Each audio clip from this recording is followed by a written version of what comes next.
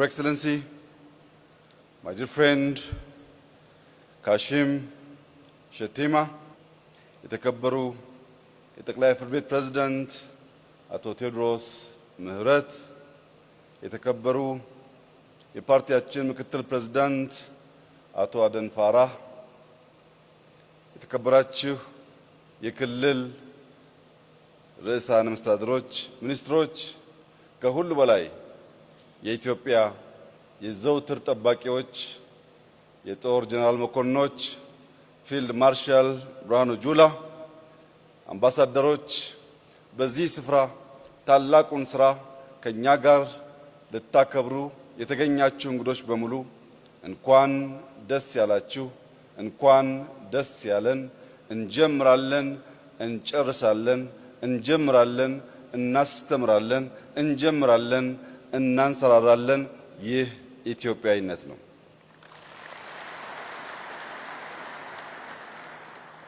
የዘንድሮውን የግሪን ሌጋሲ በመትከል ማንሰራራት የሚል ሞቶ የተሰጠው ነው።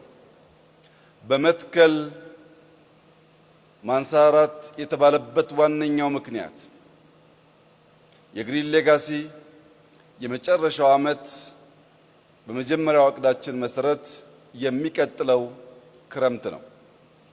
በሚቀጥለው ክረምት የግሪን ሌጋሲን ሙሉ በሙሉ ካሳካን በኋላ ኢትዮጵያ ለመጀመሪያ ጊዜ ከየትኛውም ሀገር ስንዴ በእርዳታ የማትወስድ መሆኑን ለዓለም እናበስራለን።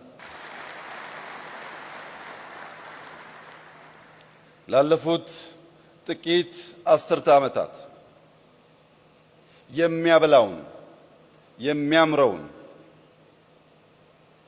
የእናት ምትክ የሆነውን ተፈጥሮ አክብረን አብረን መኖር ባለመቻላችን የሚያስፈራ የገረጣ ምድር በመሆኑ ለምለሚቱ ኢትዮጵያ ለማኝቱ ኢትዮጵያ ሆና በሚሊየን የሚቆጠሩ ሰዎች ከሌሎች ሀገራት ስንዴ መጠበቅ የሰርክ ተግባራቸው ሆኖ ቆይቷል።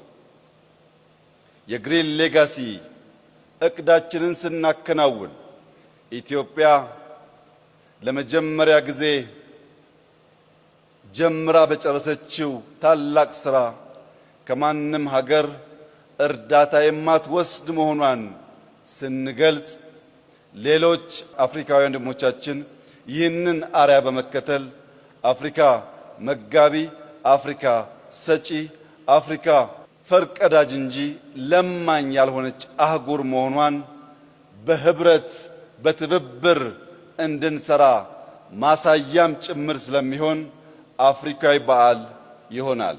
ዛሬ ለዚያ ማሳያ እንዲሆን በአፍሪካ ትልቁን ፖፑሌሽን የያዘችው ናይጄሪያ በኢኮኖሚ እያደገች ያለች፣ በተግባር ሪፎርም በማካሄድ ለአፍሪካ ፈርቀዳጅ ስራዎች እየሰራች ያለች ታላቅ ሀገር አንድ ዓመት ሲቀረን መባቻውን በጋራ ለማክበር ከኛ ጋራ ወንድማችን ካሽም የተገኘ ሲሆን መላው አፍሪካ ከግሪን ሌጋሲ ተምሮ እርዳታን ከውጭ የምናቋርጥበት ዘመን በቅርብ እንደሚሆን ያለኝን ታላቅ እምነት ስገልጽ ከኩራት ጭምር ነው።